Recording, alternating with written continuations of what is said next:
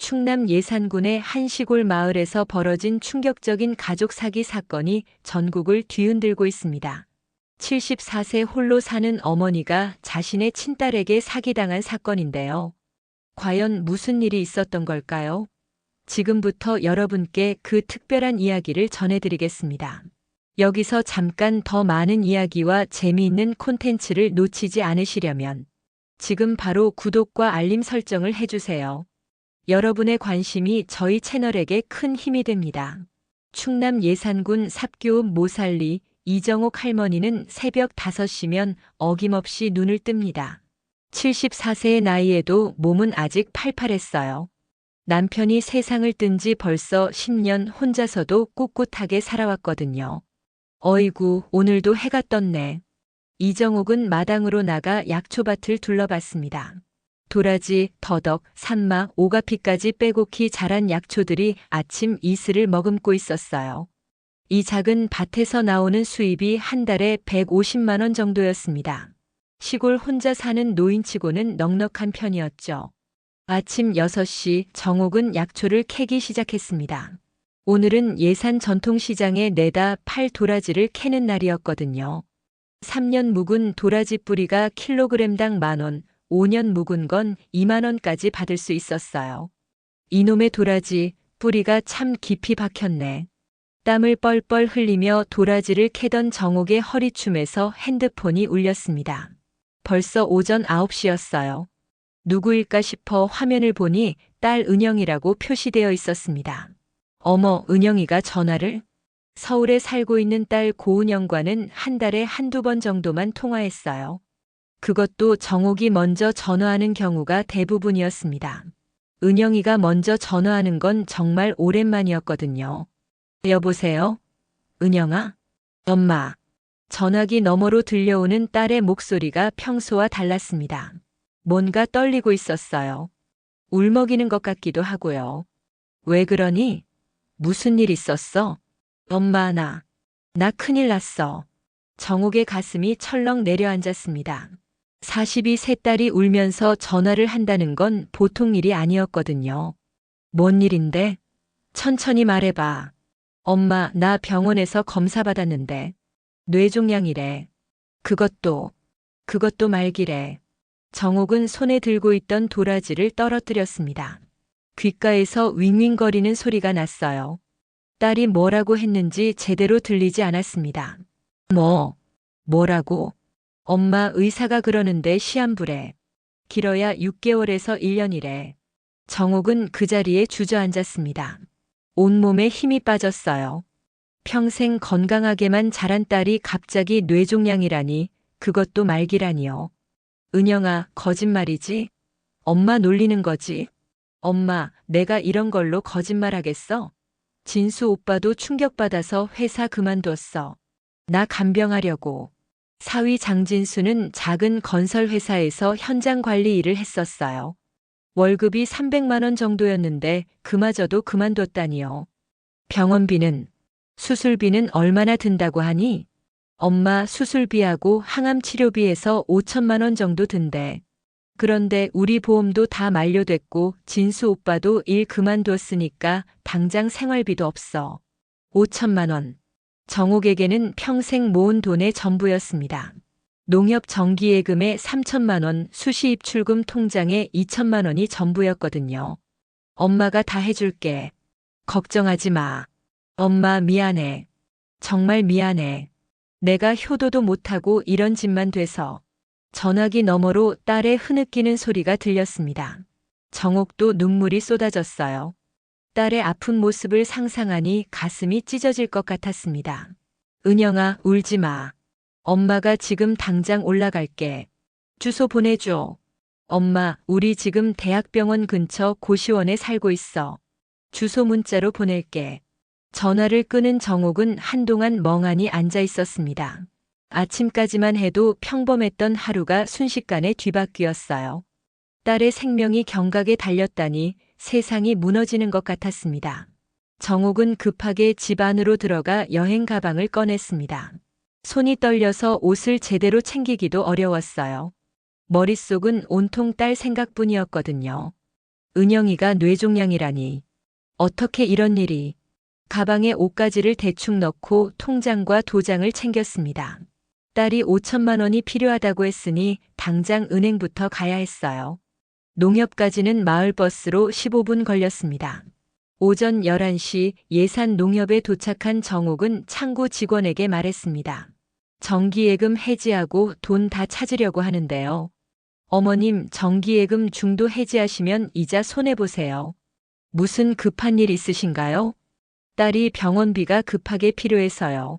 직원은 정옥의 다급한 표정을 보고 더 이상 묻지 않았습니다. 3천만 원짜리 정기예금을 해지하고 수시입출금 통장에 2천만 원까지 합쳐서 총 5천만 원을 찾았어요. 현금으로 드릴까요? 아니면 수표로 드릴까요? 현금으로 주세요. 두꺼운 돈뭉치를 받아든 정옥의 손이 떨렸습니다. 평생 이렇게 많은 현금을 한 번에 본 적이 없었거든요. 돈을 가방 깊숙이 넣고 서울행 버스터미널로 향했어요. 오후 2시 예산에서 서울 강남터미널까지 가는 버스에 올랐습니다. 2시간 반 정도 걸리는 길이었어요. 버스 안에서 정옥은 계속 딸에게서 온 문자를 읽어봤습니다. 엄마, 우리 주소야.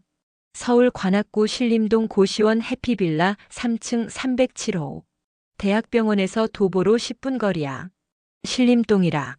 정옥은 서울 지리를 잘 몰랐지만 대학가라는 건 알고 있었어요. 그런데 딸이 고시원에 산다니 마음이 아팠습니다. 예전에는 분당의 전세집에 살았는데 말이에요. 버스가 강남터미널에 도착한 건 오후 5시였습니다. 지하철을 갈아타고 신림역까지 가는데 또 1시간이 걸렸어요.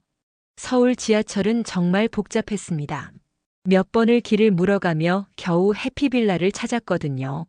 어머, 이게 고시원이야? 해피빌라는 낡은 다세대 주택을 개조한 고시원이었습니다.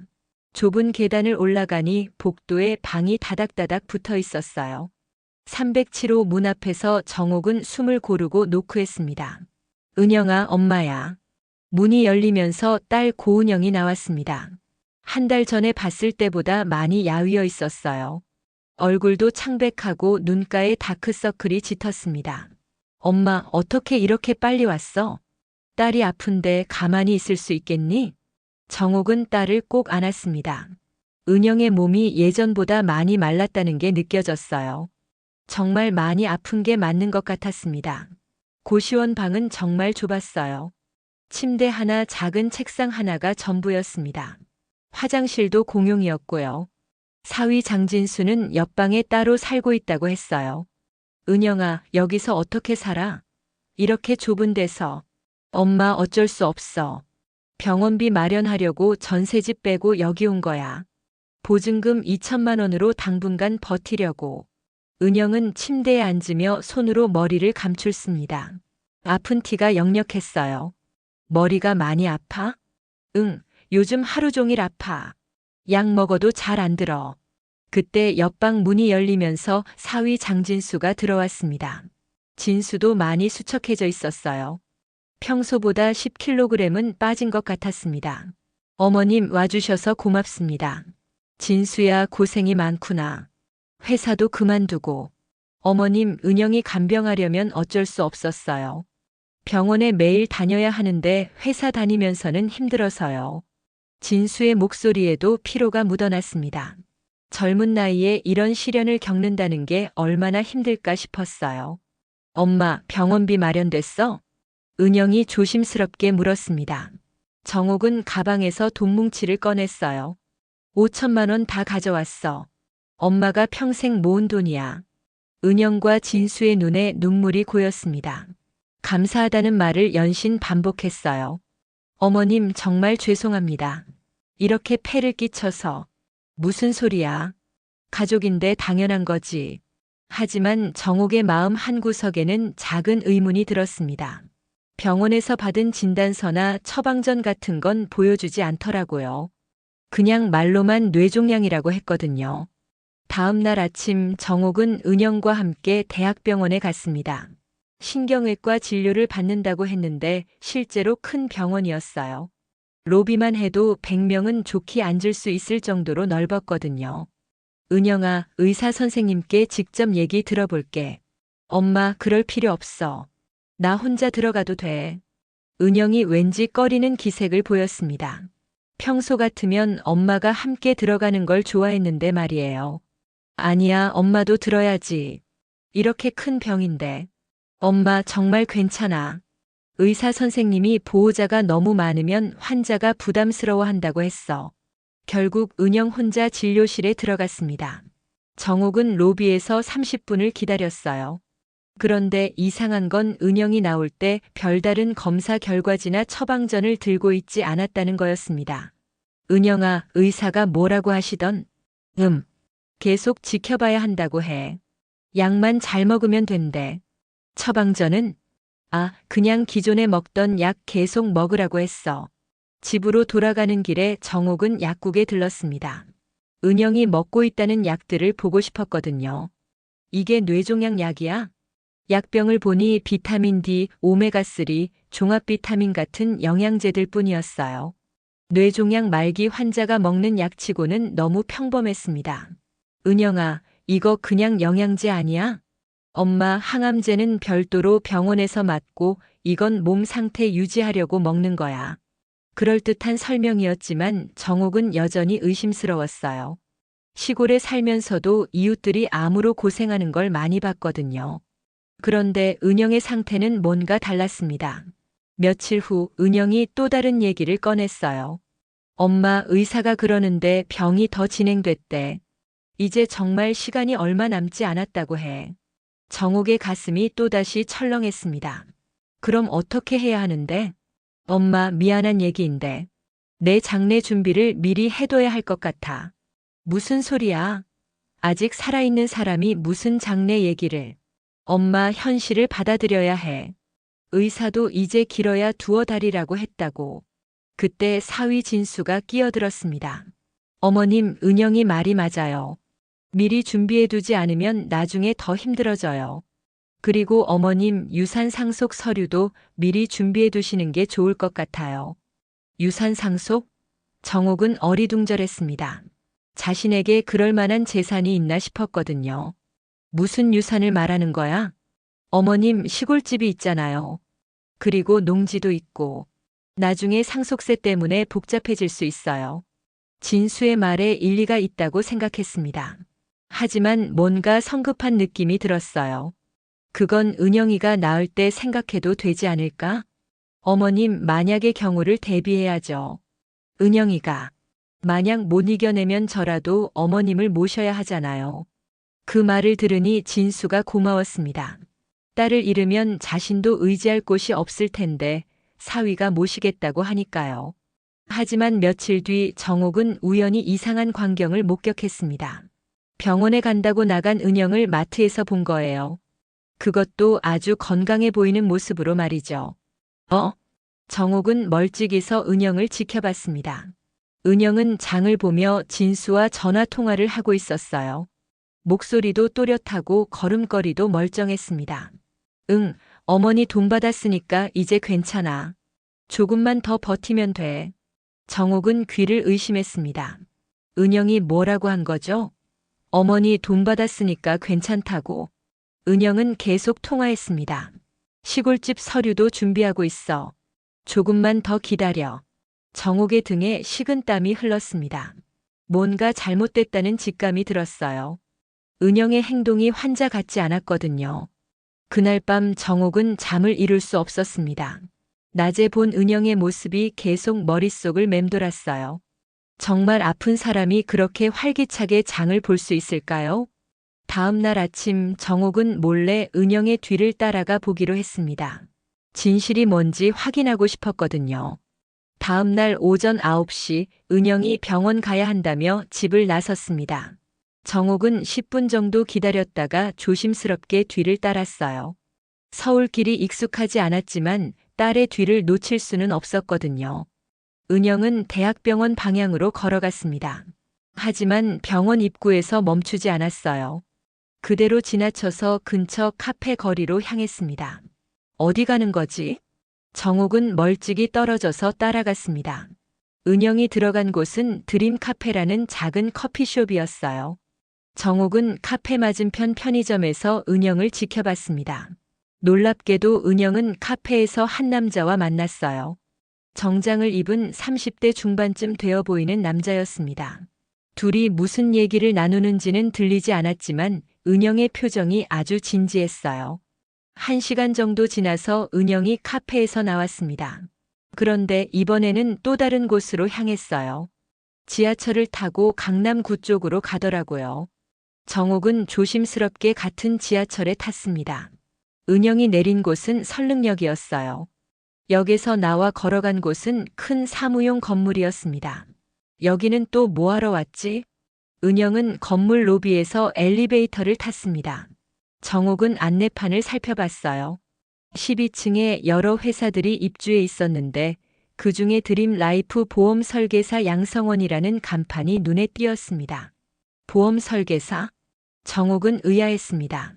딸이 아픈데 보험 설계사 교육을 받으러 간다는 게 말이 안 됐거든요. 2시간 후 은영이 건물에서 나왔습니다. 손에는 두꺼운 파일을 들고 있었어요. 멀리서 봐도 기분이 좋아 보였습니다. 아픈 사람 같지 않았어요. 은영은 이번에는 근처 음식점으로 갔습니다. 그곳에서 또 다른 사람과 만났어요. 이번에는 중년 여성이었습니다. 둘이 뭔가 열심히 상의하는 모습이었어요. 정옥은 몰래 가까이 가서 들어봤습니다.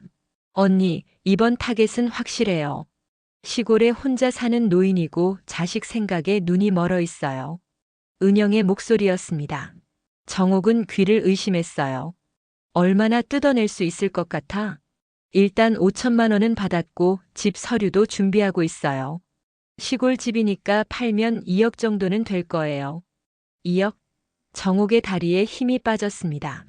자신의 집 얘기를 하고 있는 거였어요. 그럼 총 2억 5천만 원 정도 되겠네. 수수료 30%니까 내 몫은 7,500만 원 정도야. 네, 언니. 그런데 좀 더 끌어낼 방법은 없을까요? 글쎄, 장례비 명목으로 더 달라고 해볼까? 요즘 장례비가 1,000만 원은 기본이잖아. 정옥은 그 자리에서 털썩 주저앉을 뻔했습니다. 딸이 자신을 속이고 있었던 거예요. 뇌종양도 거짓말이고 모든 게 돈을 빼앗기 위한 계획이었던 겁니다. 내가 뭘 들은 거야? 정옥은 비틀거리며 그 자리를 벗어났습니다. 머릿속이 하얗게 변했어요.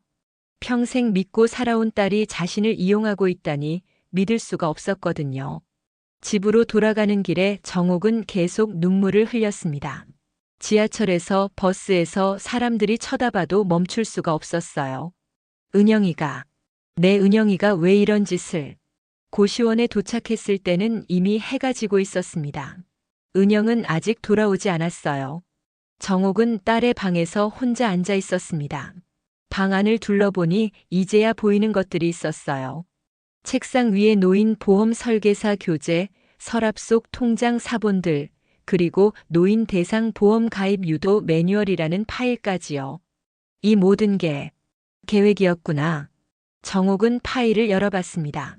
거기에는 노인들의 심리를 이용하는 방법들이 자세히 나와 있었어요. 자식의 위급 상황을 연출하라, 감정에 호소하라, 시간적 압박을 가하라 같은 내용들이었습니다. 오후 8시쯤 은영이 돌아왔습니다. 평소와 다름없이 아픈 척하며 들어왔어요. 엄마, 오늘 검사 받느라 힘들었어. 정옥은 딸을 바라봤습니다. 이제야 은영의 연기가 보였어요. 과장된 표정, 억지로 만든 창백함, 일부러 만든 기침 소리까지요. 은영아, 엄마가 물어볼 게 있어. 뭔데, 엄마? 너 정말 아픈 거 맞니? 은영의 표정이 순간 굳었습니다. 하지만 금세 다시 아픈 척을 했어요. 엄마, 왜 그런 소리를 해? 내가 거짓말할 이유가 뭐가 있어? 드림 라이프 보험 설계사 양성원에서 뭐 했니? 은영의 얼굴이 하얗게 변했습니다. 들켰다는 걸 안 거예요. 은영의 얼굴에서 혈색이 싹 빠졌습니다. 입술이 파르르 떨리더니 한참 동안 말을 잇지 못했어요. 정옥은 딸의 그런 모습을 처음 봤습니다. 엄마, 그게. 은영아, 엄마가 다 봤어.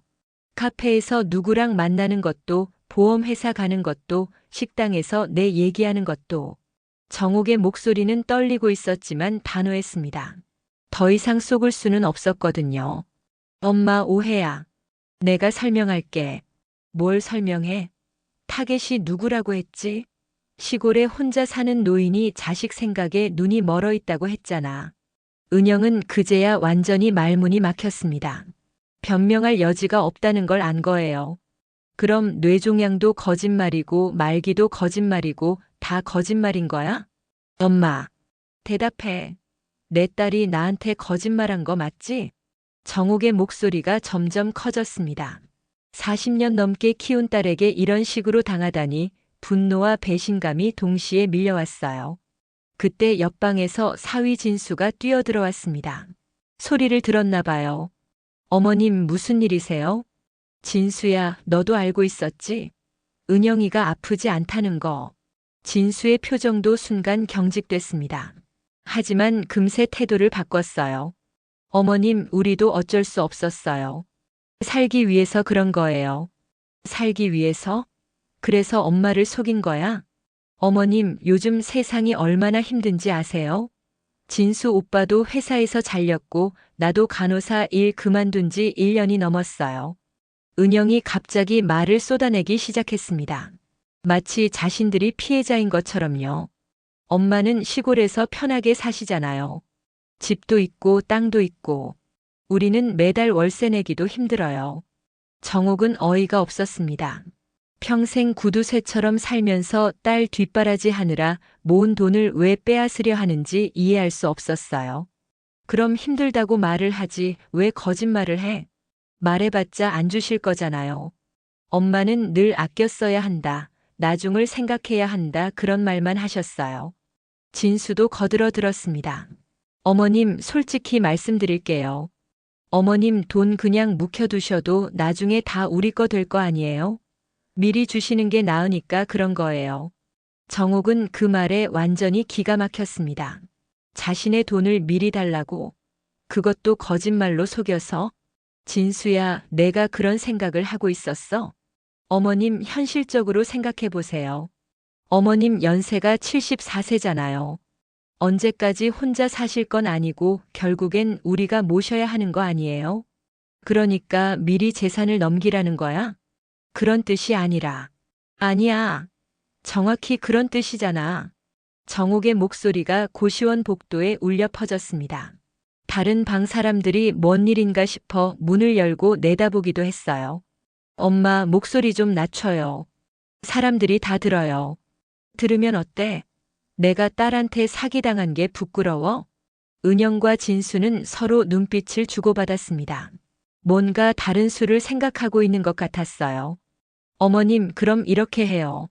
5천만 원은 이미 받았으니까 그냥 우리한테 주신 거로 생각하세요. 진수의 뻔뻔한 말에 정옥은 눈앞이 캄캄해졌습니다. 뭐라고? 내 돈을 그냥 너희 거라고? 어차피 나중에 상속받을 돈이잖아요. 조금 일찍 받은 것뿐이에요. 야, 장진수. 내가 지금 뭔 소리 하는 거야?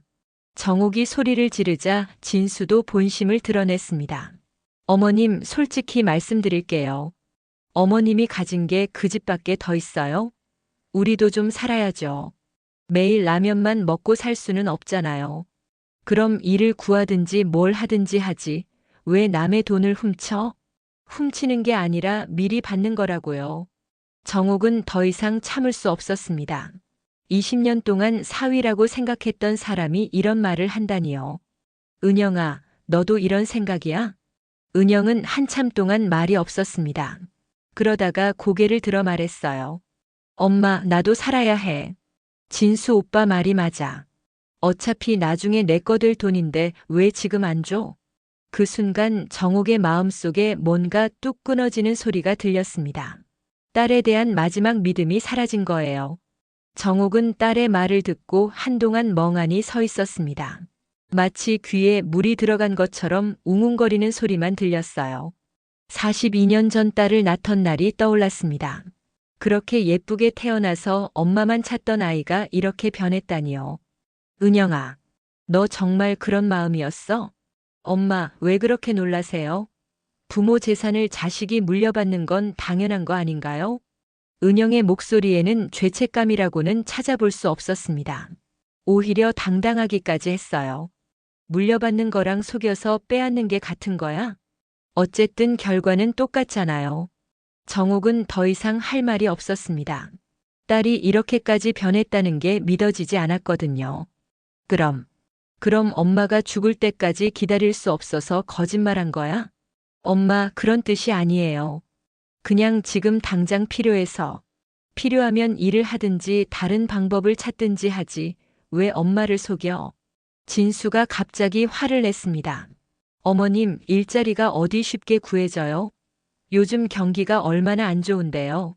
나이 40이 넘어서 누가 써줘요? 그럼 다른 사람들은 다 어떻게 사는데? 다른 사람들은 부모가 도와주죠. 어머님만 유독 인색하세요. 인색하다는 말에 정옥의 가슴이 찢어질 것 같았습니다.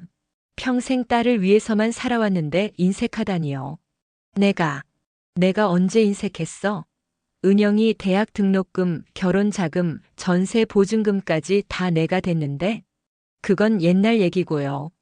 요즘은 안 도와주시잖아요. 요즘도 명절 때마다 용돈 주고 생일 선물도 챙겨주고 했잖아. 그깟 10만 원, 20만 원으로 뭘 해요?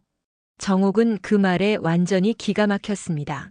시골에서 10만 원 모으려면 약초 몇 킬로그램을 팔아야 하는데 그걸 그깟이라고 표현하다니요. 은영아, 엄마가 시골에서 10만 원 벌려면 얼마나 힘든지 알아?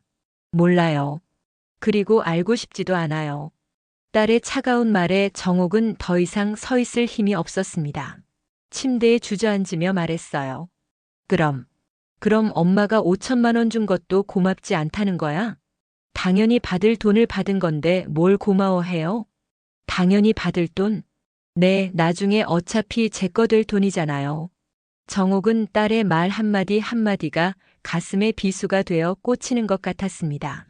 이렇게 냉정할 수가 있나 싶었어요. 은영아, 그럼 엄마가 아프면 누가 돌봐줄 거야? 그야.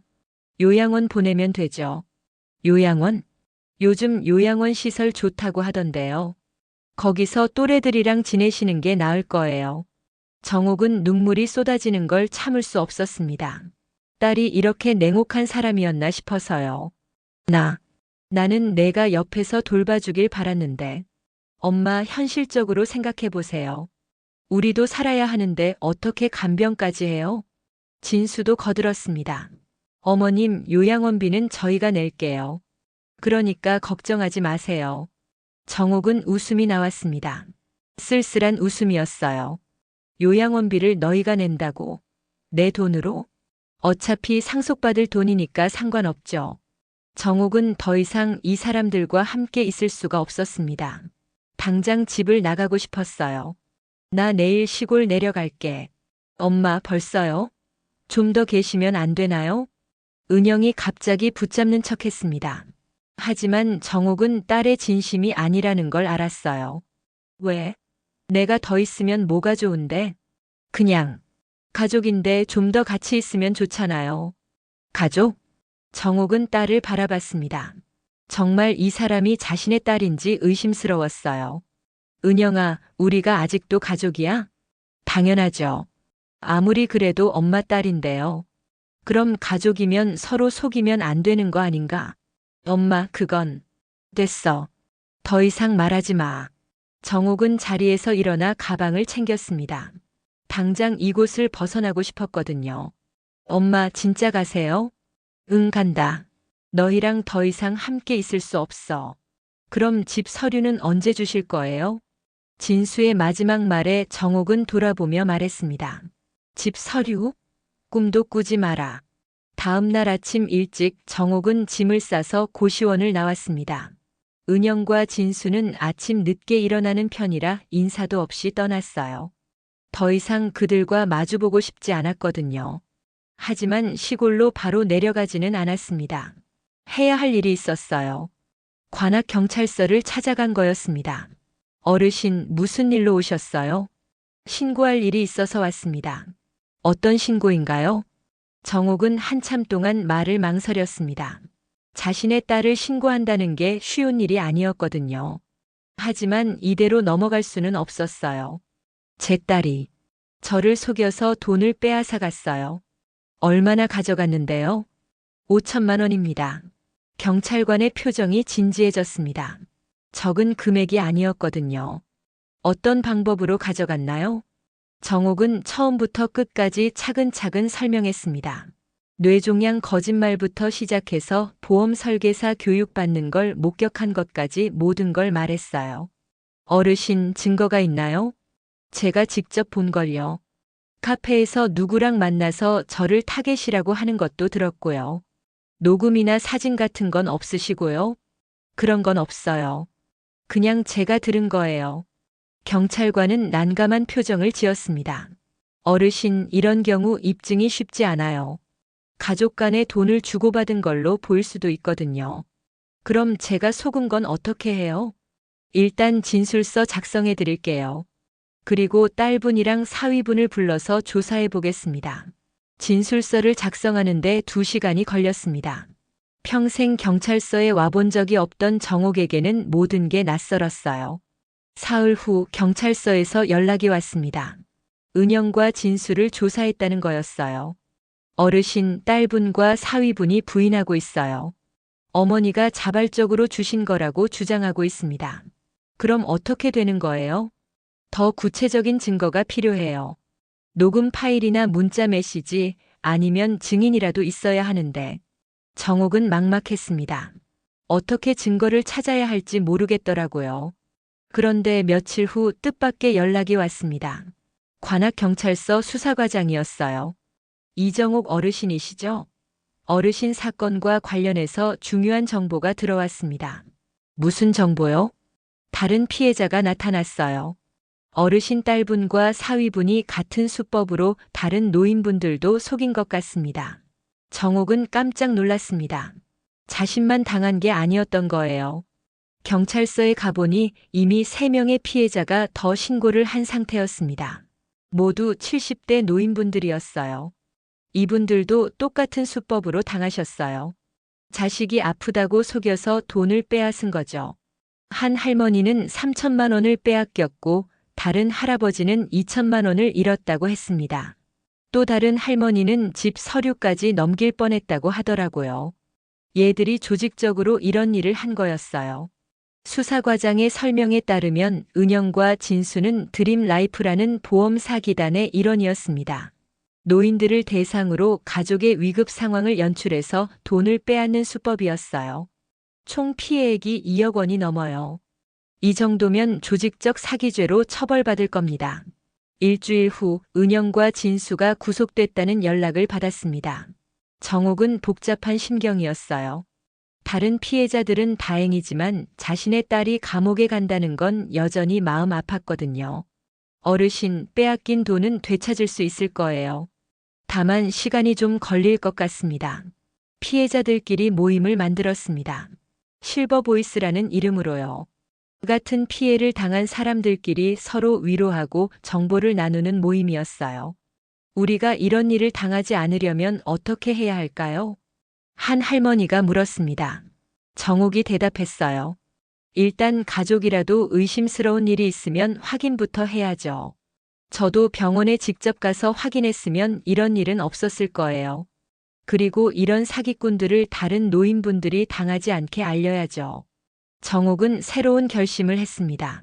시골로 돌아가서 노인분들에게 이런 사기 수법을 알리는 일을 하기로 한 거예요. 제가 시골에서 작은 카페를 열어볼까 해요. 거기서 차도 마시고 이런 얘기도 나누면서요. 다른 피해자들도 좋은 생각이라고 했습니다. 혼자 당하고 혼자 속상해하지 말고 함께 힘을 모아서 다른 사람들을 도우자는 거였어요. 석 달 후 정옥은 시골집 마당 한쪽에 작은 카페를 열었습니다. 약초정이라는 간판을 달고 직접 기른 약초로 만든 차를 파는 곳이었어요. 평생 농사 지으며 익힌 약초 지식을 활용한 거였죠. 도라지차 한잔하고 가세요. 오늘도 마을 어르신들이 하나둘 찾아왔습니다. 처음에는 그냥 차 마시러 왔다가 이제는 서로의 안부를 묻고 세상 돌아가는 얘기를 나누는 소중한 공간이 됐어요. 정옥이네, 여기 참 좋다. 혼자 집에 있으면 답답한데 말이야. 80세 되신 김순자 할머니가 매일 오셨습니다. 자식들이 모두 서울에 사는 바람에 혼자 지내시거든요. 할머니, 오늘은 오가피차 드셔보세요. 기력에 좋아요. 정옥은 어르신들에게 약초차를 대접하며 틈틈이 요즘 많이 일어나는 사기 수법들을 알려드렸습니다. 자신이 당한 일을 생생하게 들려주니 다들 경각심을 갖게 됐어요. 아이고, 정옥이가 그런 일을 당했구나. 정말 세상에 믿을 사람이 없네. 저도 며칠 전에 손자라고 하는 사람한테서 전화 왔어요. 사고 났다고 돈 보내달라고 하더라고요. 정옥이 얘기 듣고 나서 의심부터 했어요. 정옥의 이야기가 입소문을 타면서 인근 마을 어르신들까지 찾아오게 됐습니다. 약초정은 차를 마시는 곳이자 정보를 나누는 소중한 공간이 된 거예요. 어느 날 오후 서울에서 온 젊은 남자가 카페를 찾아왔습니다. 30대 초반쯤 되어 보이는 단정한 청년이었어요. 혹시 이정옥 어르신 맞으세요? 네, 맞는데요. 누구세요? 안녕하세요. 저는 김민준이라고 합니다. 제 외할머니도 어르신 딸분한테 사기를 당했거든요. 정옥은 깜짝 놀랐습니다. 또 다른 피해자가 있었다니요. 어머, 그런 일이 있었어요? 네, 외할머니가 1,500만 원 피해를 보셨어요. 다행히 경찰 수사로 돈은 돌려받았지만 충격이 너무 커서 한동안 병원에 입원하셨거든요. 민주는 정옥의 손을 잡으며 말했습니다. 어르신이 신고해 주신 덕분에 우리 외할머니도 도움을 받을 수 있었어요. 정말 고맙습니다. 정옥은 가슴이 뭉클했습니다. 자신의 용기가 다른 사람에게 도움이 됐다는 게 보람찼거든요. 그런데 외할머니가 지금은 어떠세요? 많이 좋아지셨어요. 그리고 어르신처럼 다른 노인분들을 돕는 일을 하고 싶어 하세요. 민주는 정옥에게 제안했습니다. 서울에서도 이런 모임을 만들어 보자는 거였어요. 사기 피해를 당한 노인들이 서로 위로하고 예방 교육도 하는 모임 말이죠. 어르신이 서울에 올라와서 강의를 해주시면 좋겠어요. 실제 경험담을 들려주시면 효과가 클 거예요. 정옥은 한참 고민했습니다. 서울에 가면 딸 생각이 날 것 같아서요. 민준 씨, 제가 서울에 가도 괜찮을까요? 제 딸이 아직 그곳에 있잖아요.